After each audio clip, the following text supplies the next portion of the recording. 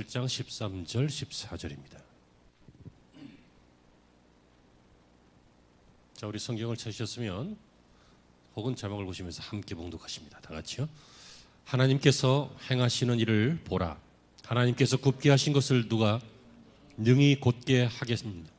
형통한 날에는 기뻐하고 곤고한 날에는 되돌아 보아라. 이 두 가지를 하나님이 병행하게 하사 사람이 그의 장래 일을 능히 헤아려 알지 못하게 하셨느니라. 아멘.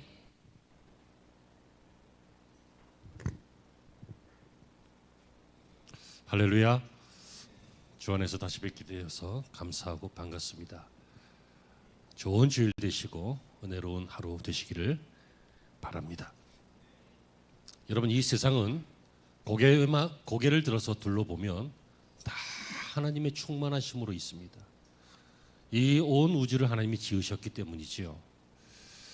그래서 세상에서 가장 지혜로운 사람 중에 한 사람이었던 솔로몬도 말하기를 하나님이 행하시는 일을 보라, 이렇게 말합니다. 우리가 하나님의 일을 안 봐서 그렇지 하나님이 하시는 일들을 보려고 하고 보이게 되면 참으로 놀라울 것입니다. 그러면서 하는 말이 하나님이 굽게 하신 것을 누가 능히 곧게 하시겠느냐. 굽게 하셨는데 사람이 어떻게 그거 피냐, 그 얘기죠.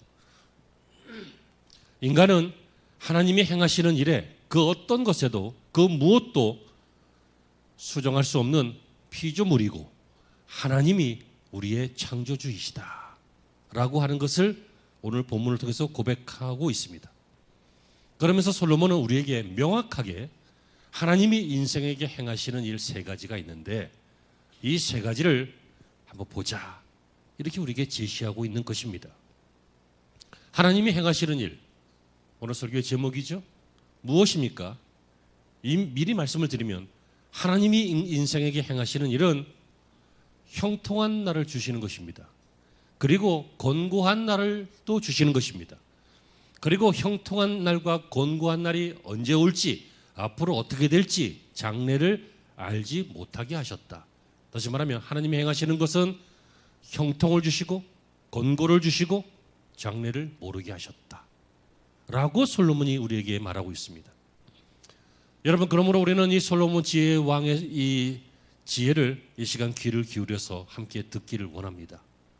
하나님이 인생을 살아가다 보면 누구도 부정할 수 없잖아요. 다 알잖아요. 형통할 때가 있어요.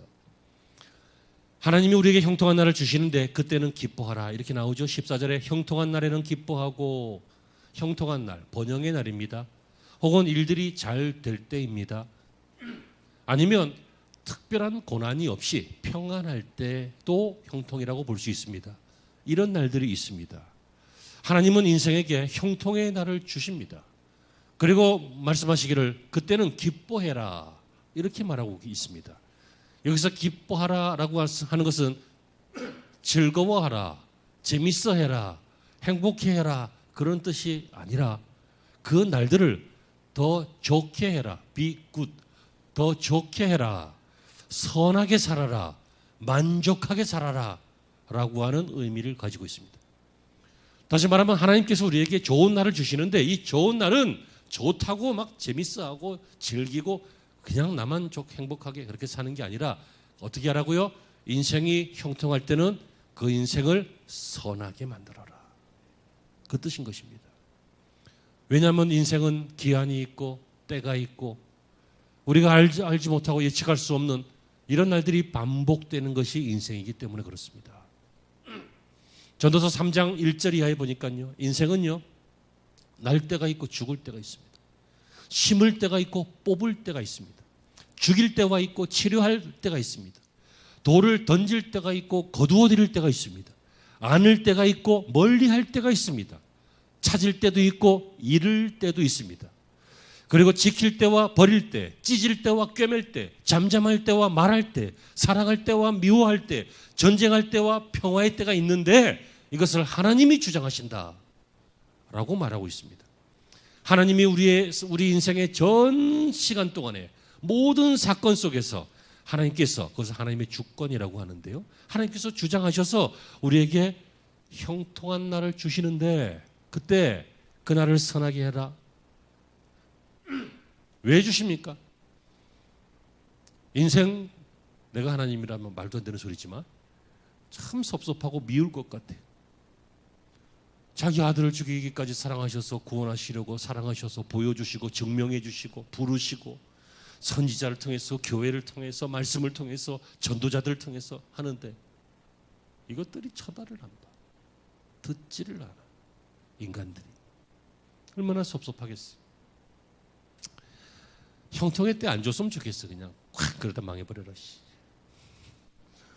나처럼 소갈딱지 작은 목사는 그럴지 몰라도 하나님은 특별 은혜로 주의 백성들에게도 형통한 은혜를 주시고 일반 은혜로도 모든 인류에게 좋을 때도 주시고 그렇게 하십니다.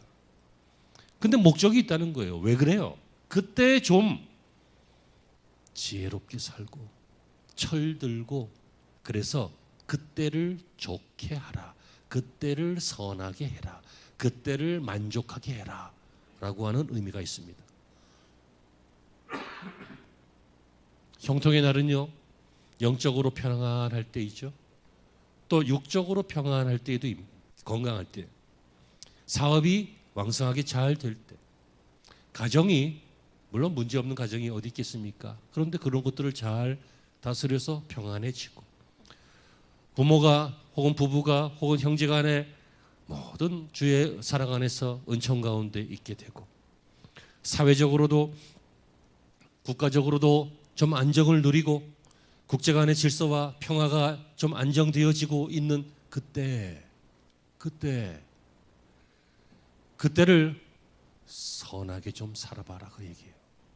의미 있게 살고 가치 있게 살고 기회가 있으니까 그때를 잘 살아봐. 그것이 바로 솔로몬이 우리에게 제시하는 신앙 고백입니다. 왜 이렇게 말할까요? 당연하죠. 왜 그럴까요? 그러지 못하기 때문입니다. 여러분, 사람들은 이 형통의 날을 기쁘게 살지 못합니다. 이 형통의 날을 나태와 교만과 불신앙과 허랑방탕으로 살 때가 많습니다. 그 이유는 평안하고 행복한 시기를 욕심을 채우기 위해서 살기 때문에 그렇습니다. 평안하고 행복하고 넉넉하고 풍족하고 별일 없으면 사람들은 재미를 추구하는 사람과 가치를 추구하는 사람으로 나눕니다. 재미를 추구하는 것은 육체의 만족을 추구하는 것입니다. 육체를 따라 사는 사람은 육체의 소욕으로 열매를 맺게 될 것입니다. 하지만 가치를 따라 사는 사람, 신앙 고백으로 신앙으로 사는 것인데 성령을 쫓아 사는 사람은 성령의 열매를 맺게 되는 것입니다. 여러분, 이것은요 뭐 어떤 개인들을 이야기할 것도 없어요. 교회에서만 봐도 나타나는 일들이잖아요. 예컨대 초대 박해 아주 극심했던 한 300년간의 그 박해 기간, 그 이후에도 많이 있었지만 그 300년은 정말 잔인하고 무참하고 그런 박해를 했어요. 오죽하면 사람들이요 도망도 못 가니까 지하로 숨었잖아. 그게 카타콤이잖아. 잡히면요 화형당하고 찢김을 당하고 사자에게 먹이로 던져주고 이런 핍박을 받았을 때가 있어요. 그런데 콘스탄틴 대제가 밀라노 칙령으로 기독교의 신앙의 자유가 오죠. 심지어 기독교인들의 환심을 얻기 위해서 기독교를 국교로 만들죠. 여러분, 기독교가 국교가 되고 나서 많은 사람들이 기독교를 인정하고 많은 기독교인들이 생기게 되자 어떻게 됐습니까? 오히려 교회가 타락했습니다. 평화의 때가 오니까,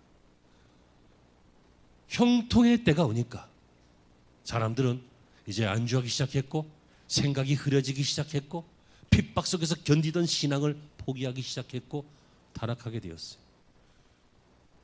주 325년 니케아에서 제3계 1대 종교회의가 열렸습니다.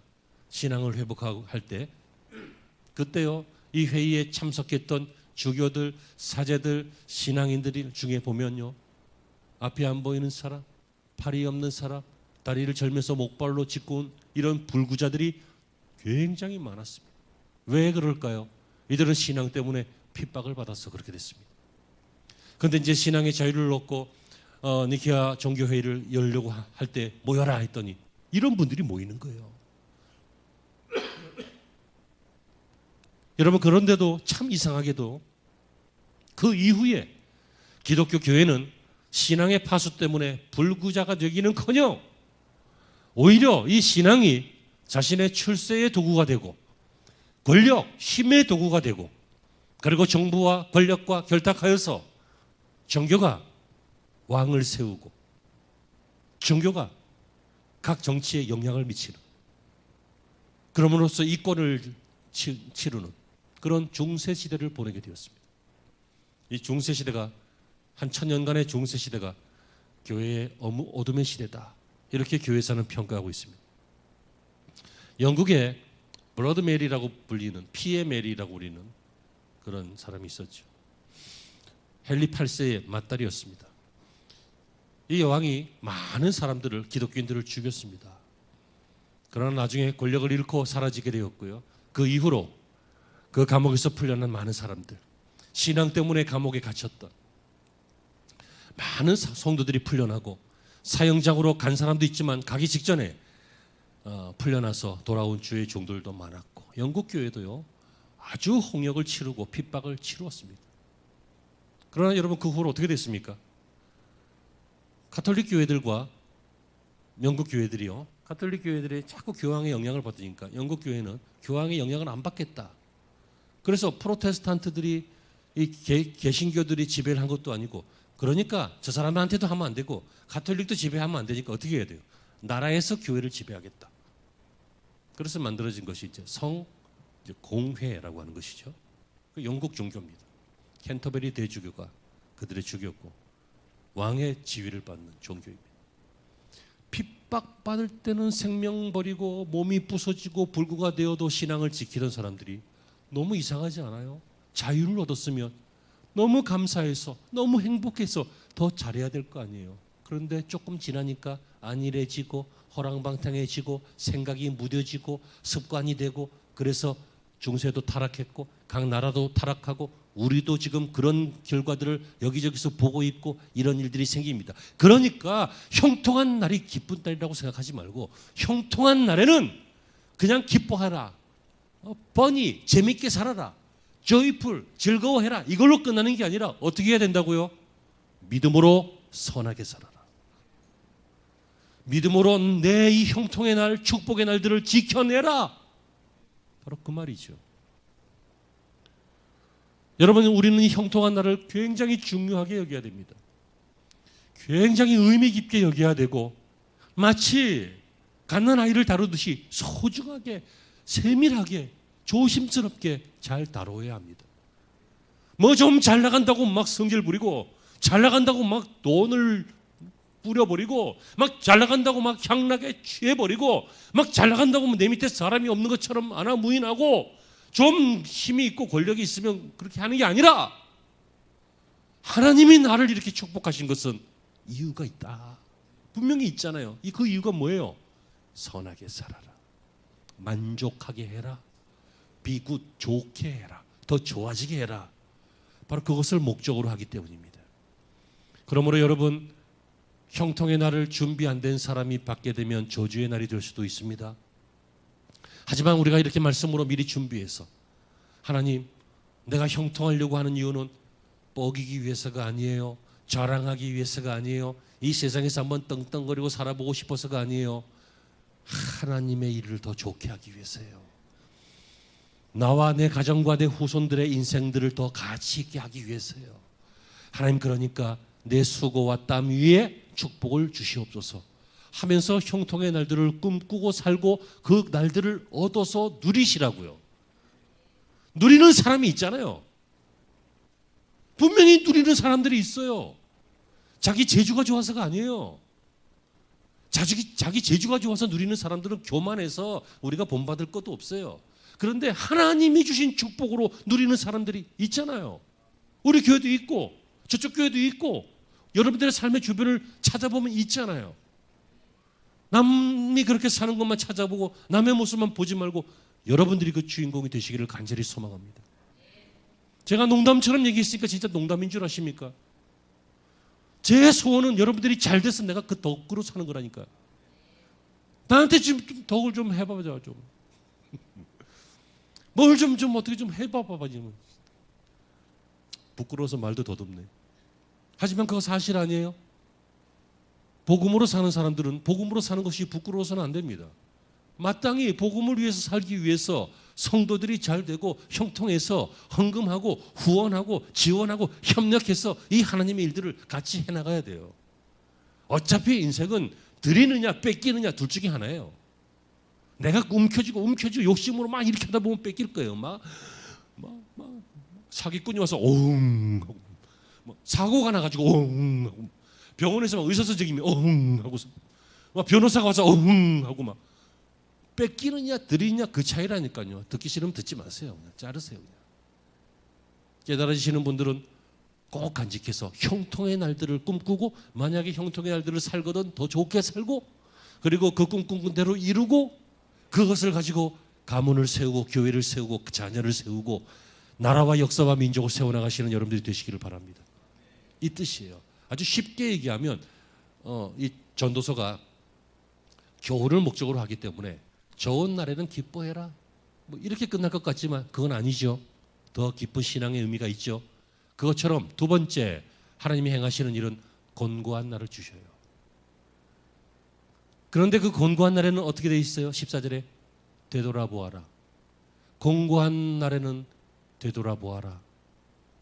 여러분, 이 곤고한 날은 역경의 날, 고통의 날, 시련의 날, 어두움의 날, 환난의 날, 고통의 날, 슬픔의 날, 괴로움의 날, 어쨌든지 내가 원하지 않는 그날, 그날입니다. 누가 아픈 거 좋아하겠어요? 누가 욕먹는 거 좋아하겠냐고요? 누가 고독한 거 좋아하겠으며, 누가 가난한 거 좋아하겠으며, 누가 병든 것을 좋아하겠습니까? 그런데 이 곤고한 날이 있다는 거예요. 하나님께서 인생에게 행하시는 세 가지가 있는데, 형통할 때를 주시고 곤고할 때도 주시고, 그리고 앞으로 장래일을 모르게 하신다. 이 세 가지를 주신다 그랬어요. 형통한 의미는 보았어요. 그럼 곤고의 의미도 봐야 돼요. 곤고 안 왔으면 좋겠지만 온다는 거예요. 반드시 사람은 태어나면 나이 들면서 아파가고 병들어가고 늙어가고 죽게 되고, 또 몸만 그런 것이 아니라 환경도 아파가고 죽게 되고 영향력이 사라지게 되고 오해도 받고 고통도 받고. 여러분 그거 아십니까? 제가 어느 날 제 인생을 이렇게 묵상하다 보니까, 제가요 1960년대생이에요. 그러니까 10몇 년 전에 그때 전쟁이 난 거야. 나는 학교에서 전쟁 얘기해가지고 까마득한 조선시대 얘기처럼 느껴졌어요. 그런데 그냥 우리 삼촌뻘, 형님뻘 때 전쟁 난 거예요, 전쟁. 그리고 저는 어렸을 때 밥을 굶지 않았어요. 그런데 한 10몇 년 전 사람들 다 굶고 산 거야, 굶고. 우리 아버지께서 학교 다니시면서, 대학 다니시면서 돈이 없어갖고 풀빵을 사가지고 그 풀빵도 그냥 꼴깍 삼키면 배고프니까 물 풀어서 먹었다고. 그 얘기할 때 하나도 감동이 없었어요. 하나도 감동이 없었다니까. 아유 안 됐다, 아유 불쌍해라, 그때는 어려웠구나, 그런 생각이 아예 없었어요. 왜요? 나는 배 안 고팠으니까. 여러분, 우리는 어쩌면 지금 전쟁을 겪으신 분도 계시고 연로하신 분 중에는 일제강점기를 겪으신 분들도 계실 것입니다. 그런데 특별한 시대를 사신 분들이 있지만 지금처럼 평화의 딸을 사는 분도 있어요. 그죠? 별로 어려움이 없어요. 아이들 보고요, 이게 너무 기가 막힌 얘기잖아요. 어떤 애가 밥이 없어서 굶었다고 하니까 그럼 라면 끓여 먹지 그래요. 없는 거야. 없어서 그랬어. 어떻게 요즘 세상에 그런 애가 있겠냐 싶지만 그런 사람도 있어요. 그런데 공고한 날이 있어요. 보통 이제 살만해지고 이제 사회복지도 좀 되고 뭐 GDP도 올라가고 그러면 사람들이 괜찮은 것 같지만요, 경제적으로 곤고한 날도 있고, 경제적으로는 또 괜찮은데 정신적으로 곤고한 날도 있고. 여러분, 이 사회복지가 잘 돼 있는 소위 선진국이라고 하는 나라들이 대부분 자살률이 높아요. 왜 그래요? 이 물질이 곤고해서가 아니라 영혼이 곤고해서 그런 거예요. 사는 게 보람이 없어서. 아무튼 곤고한 날이 온다고요. 그때 솔로몬은 우리에게 말하고 있습니다. 되돌아보아라. 되돌아보아라. 이 말은 눈으로만 보라 이 말이 아니라 되돌아보아라, 이것은 생각해라 그 얘기입니다. 근데 여러분, 생각할 때 주의하셔야 될 게 있습니다. 생각을 주관적으로 하는 게 아니라 객관적으로 하려고 노력을 해야 됩니다. 사람의 생각은요 참 이상하죠. 남을 대할 때는 차갑게 대하고 자기를 대할 때는 후하게 대합니다. 그런데 여러분, 남을 대할 때는 봄바람처럼 대하고 자기를 대할 때는 가을 서리처럼 대하라, 그런 말이 있습니다. 그런 한자 구절이 있는데, 자기를 좀 냉철하게 봐야 됩니다. 아이 뭐 그럴 수도 있지 나는. 그러면서 남들한테는 용서 안 하잖아. 자기는 그러면서 오죽하면 내가 그랬겠냐, 오죽하면 남한테 쓰세요. 저 사람이 오죽하면 그랬겠냐. 우리는 자신을 좀 뭐라고 할까요? 좀 객관적으로, 어렵지만 어떻게 내가 주관적인데 객관적으로 보겠어요, 그죠? 하지만 나를 좀 가을바람처럼, 가을서리처럼 좀 차갑게 대할 필요가 있어요. 자기에게 변호사처럼 하지 말고 자기 자신에게는 검사처럼 대하라고. 그래서 학계 선지자가 뭐라고 합니까? 학계 1장 5절에서 너희는 자기의 소위를 살펴보라, 돌아보라, 생각해라, 그 얘기예요. 뭘 보라는 거예요? 이제까지는 내 생각으로는 볼 수 없었던 거, 안 보였던 거, 보지 않으려고 했던 거, 예? 그런 판단들, 이런 판단을 객관적으로 말씀을 통해 놓고, 하나님의 말씀을 앞에 놓고 한번 나를 비추어서 나를 한번 객관적으로 한번 살펴봐라. 언제? 곤고한 날에, 언제? 힘들 때. 힘들다 하고 주저앉지 말고, 힘들다 하고 포기하지 말고, 힘드니까 술에 절어서 살지 말고, 힘드니까 이것저것 다 때려치지 말고, 어떻게 하라고요? 생각해라. 어떻게? 객관적으로. 어떻게? 말씀을 앞에다 놓고 너희는 너희의 소위를 살펴보라. 여러분, 인생이 공고한 날에는요 자기 뜻대로 안 되는 날이에요. 그런데 하나님께서 형통의 때를 주신다 그랬잖아요. 또 곤고한 날도 주신다 그랬잖아요. 그렇다면 자기 뜻대로 안 되는 것도 하나님의 계획 속에 있기 때문에 하나님께 물어보라는 거예요. 내가 이때 어떤 생각을 할까요? 어떤 자세를 가질까요? 내가 어떤 것을 배울까요? 이러한 것들을 물어보라는 거예요. 모세는 40년 동안 물어봤어요. 40년 동안은 공주의 아들로 크면서 권세로 자기 혈육, 뭐라 그래 그거를, 교육한 지 얼마 안 되고 단어가 생각이 안 난다. 막 혈기로 막 이스라엘을 바라보면서 요새 애굽 사람이 막 이스라엘 사람 괴롭히니까 내가 혹 때려 죽인다 그래서 죽여갖고 살인자로 도망가잖아. 그로부터 80세가 될 때까지 미디안 광야에서 양치면서 그렇게 자기가 힘도 다 빠지고 말도 이제 둔하게 되고 노인네가 되고 이렇게 하면서 시간을 보냈어요. 사람마다 달라요. 요셉은 13년 동안 애굽 땅에서 종으로 이리저리 치이면서 오해받으면서 감옥으로 이집에서 감옥으로 막 가고 이런 삶을 살았어요. 사람마다 달라요. 어떤 집사님은 내가 알기로 몇 년 정도 고생을 진탕하더니 일어나더라고. 몇 년 정도 진탕하더니. 또 어떤 분은요, 나름대로 신앙으로 열심히 사셨는데 이상하게 인생이 그냥 보니까 한 20년 그 정도는 고생하신 것 같아요. 내가 간증을 듣다가, 간증이 아니지 그냥 전해 들은 얘기인데, 어떤 분이 그래요. 얘기할까 말까, 하면 안 될 것 같은데, 아무튼 수중에 돈이 없으니까 한강다리 가서 이렇게 쳐다보고 싶더래. 저는요, 돈이 없어도 죽을 생각은 안 하지만 돈이 없으면 죽을 생각을 할 수도 있겠다 싶은 마음은 알겠어요. 얼마나 불편하고, 얼마나 사람 구실하기가 어렵고, 얼마나 내가 믿는 하나님이 헛헛하고 아닌 것 같고 그래요. 그런데요, 그분이 제가 알기로는 뭐 그냥 폼으로, 그냥 쓰려고가 아니라 그냥 폼으로 지갑에다 몇백만 원씩 넣고 있대. 인생이 바뀌는 날이 온다고요. 어떤 사람은 20년, 어떤 사람은 13년, 어떤 사람은 40년, 어떤 똑똑하고 신령한 사람은 짧게 훈련받아서 짧게 고생하고 죽도록 충성하고 죽도록 기도하고 죽도록 하나님을 붙잡고 매달려서 짧은 시간에서 일어나는 그런 사람들도 있어요. 무조건 일찍 되는 게 좋은 건 아니에요. 그렇다고 너무 늦게 되는 것도 좀 섭섭한 일이에요. 공고한 날이 있다고요. 공고한 날에 뭐 하라고요? 첫 번째, 자기를 돌아보라고요. 하나님이 자기를 돌아보라고 시간을 주시는 거예요. 공고한 날 일도 많지 않잖아. 친구도 주변에 별로 없잖아. 그날은 여러분, 놀러 다니는 것도 돈이 좀 많아야 놀러 다니지. 돈도 없는데 어떻게 놀러 다녀요? 시간 많잖아. 그러니까 죄송합니다. 이때 나를 돌아보라. 누가복음 15장에 보니까 둘째 아들이요 먼 나라로 갔어요. 아버지 재산을 내게 돌아올 분깃을 내게 주소서 챙겨갖고 가가지고 거기서 허랑망탕하게 다 썼다 그랬어요. 그래서 이제 배가 고파 죽겠는데 친구들도 다 떠나고 먹을 것이 없어가지고 돼지 먹는 음식 그거 돼지 사료 그거 먹으려다 그것도 주는 사람이 없으면 못 먹고 그때 갑자기 이에 스스로 돌이켜보니 내가 하늘과 아버지께 죄를 얻었구나. 내가 이제 아버지께로 돌아가리라. 아버지께로 가서 내가 하늘과 아버지께 죄를 얻었사오니 이제는 아버지의 아들이라 일컬음을 감당치 못하겠나이다. 이제는 종의 하나로 보소서 하리라 하고 이에 일어나 돌아갔다. 이렇게 나와요. 이게 인류가 회개하는 과정인데요. 그 앞에 중요한 단어가 있어요. 이에 스스로 돌이켜 가로되. 오늘 본문에 뭐라 그랬어요? 권고한 날에는 되돌아보아라. 이게 돌이켜보는 거예요. 돌이켜본다는 말을 제가 예전에 한번 설명했지요. 무슨 뜻이에요? 나로부터 나를 떠나 여기 내가 있잖아요.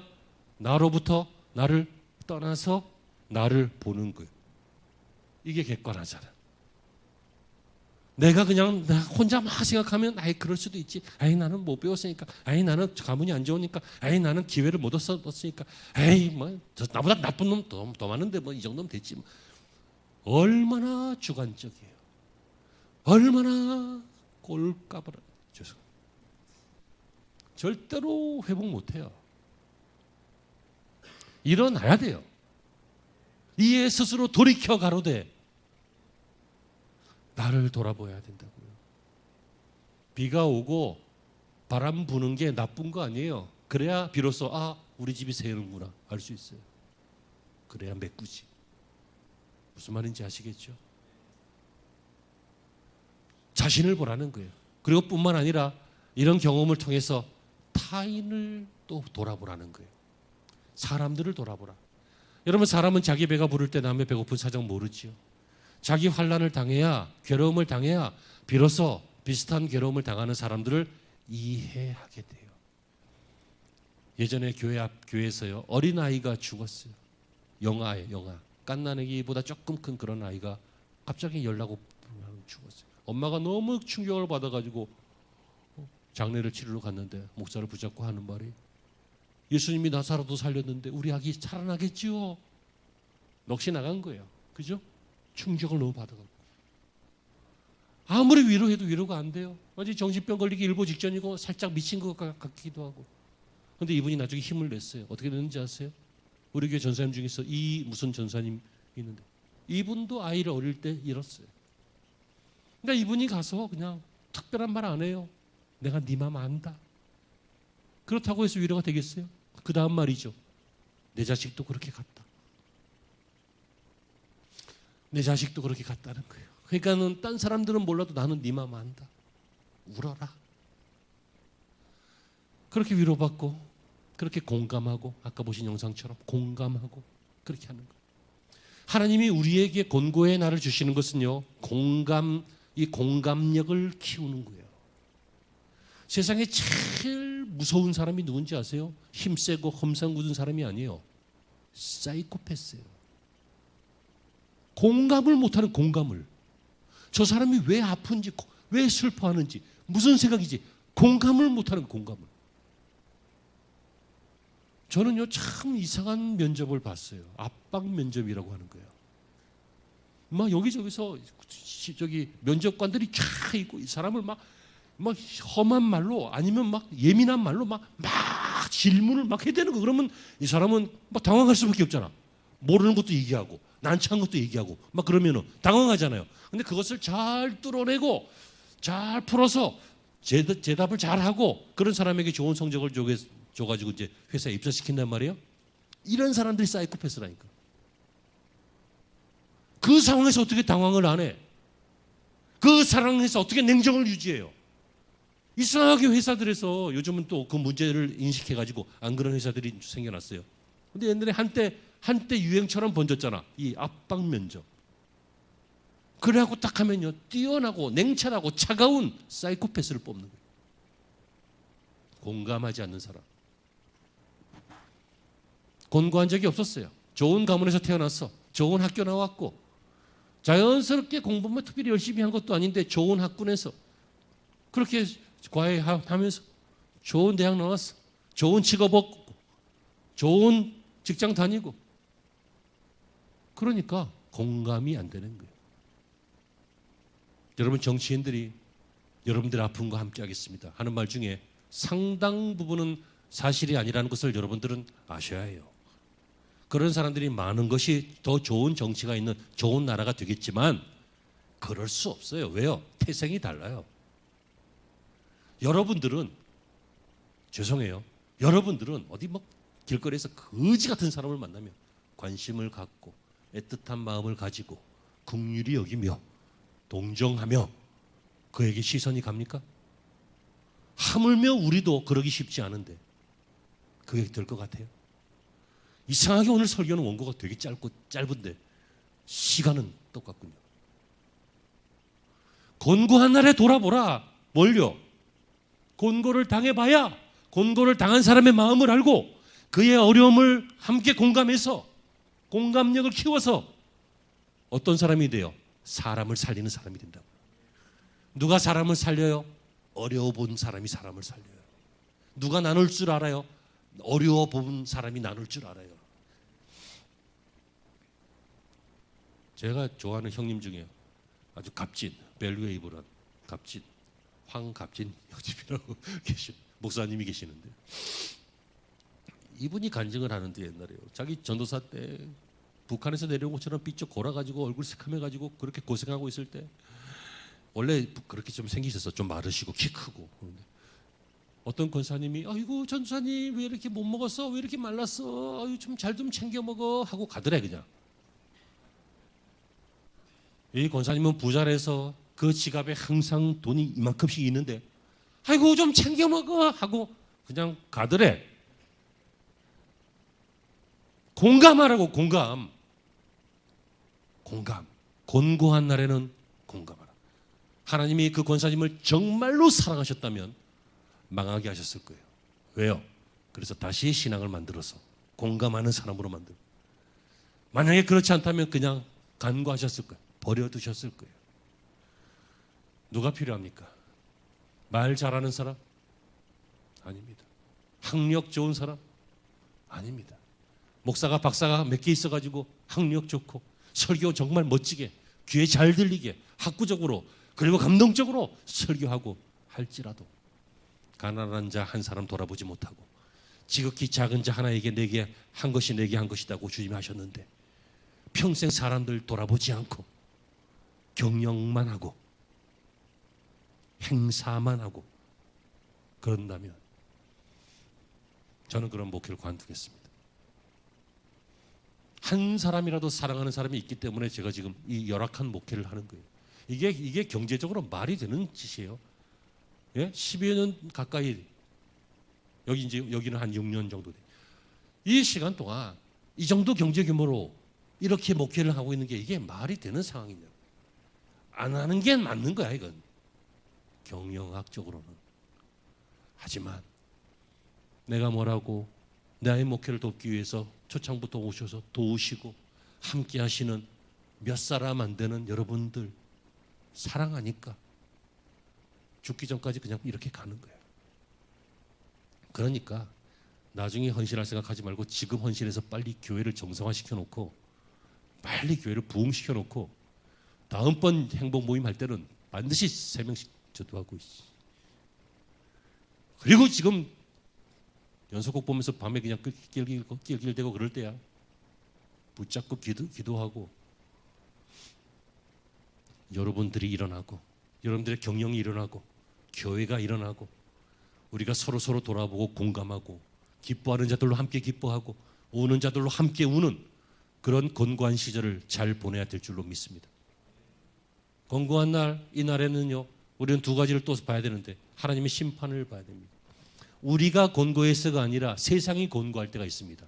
무슨 얘기냐면 환난의 때, 악인을 심판하실 때입니다.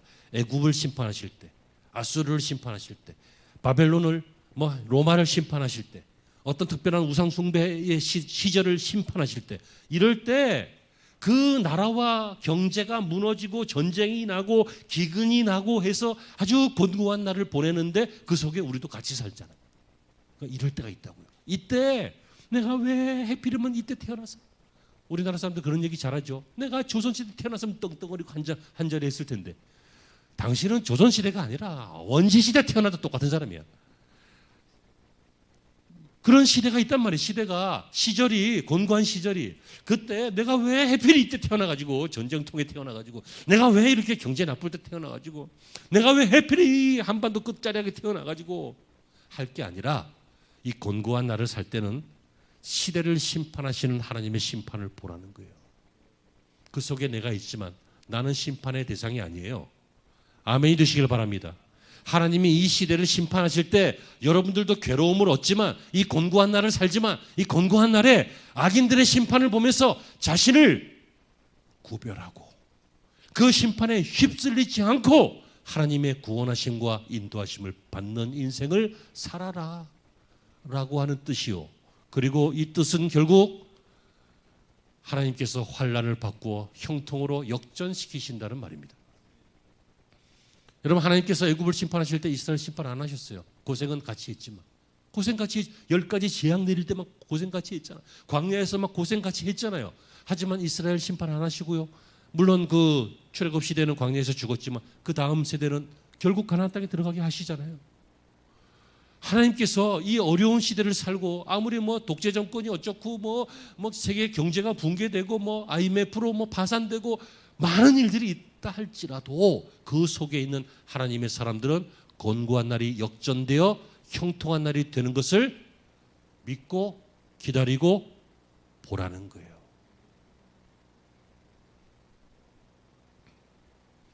사랑하는 성도 여러분, 하나님은 우리에게 어떤 것을 행하신다고요? 곤고한 날을 형통의 날을 주신다.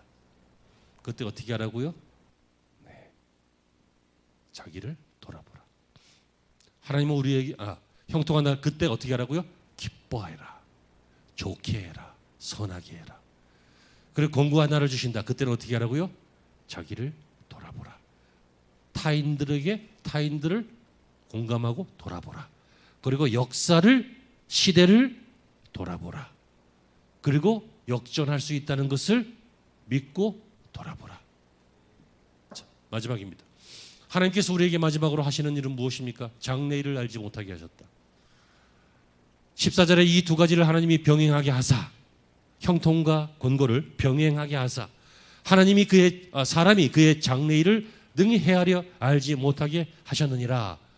모르게 하셨다는 거예요. 이 두 가지가 왔다 갔다 하면서 인생과 함께 가니까 사람이 장래에 내가 어떻게 잘 될지 망할지 흥할지 이것에 대해서 능히 헤아리지 못한다는 거예요. 왜 그렇게 하셨을까요? 첫 번째 이유는 그래야 하나님을 믿습니다.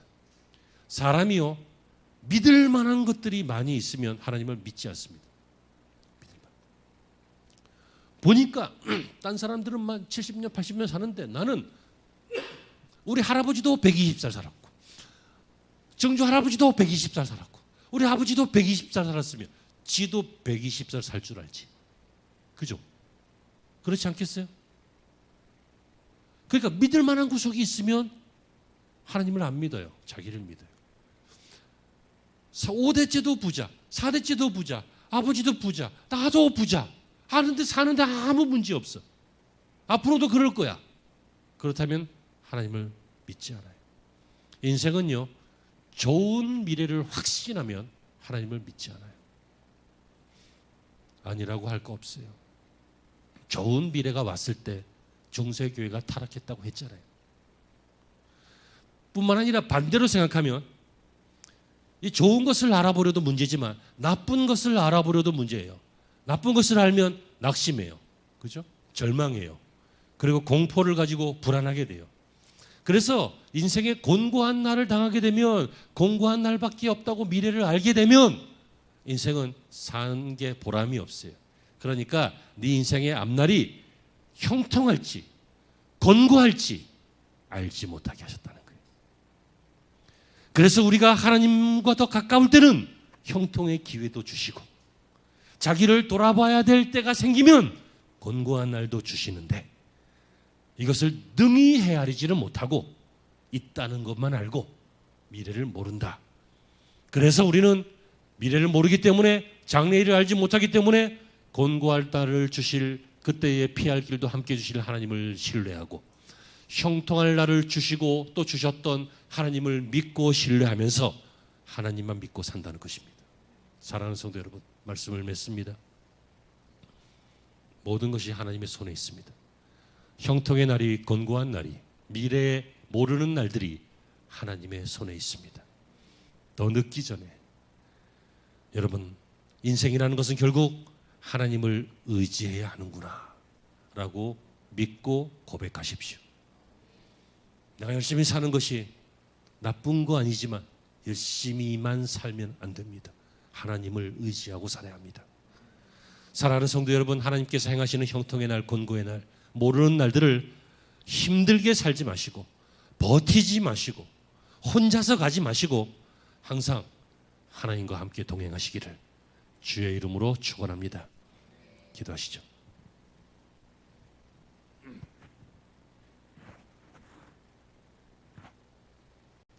하나님, 오늘 받은 말씀 중에 온전치 않은 것 있거든 사하시옵소서. 그러나 솔로몬의 고백이요 우리의 고백입니다.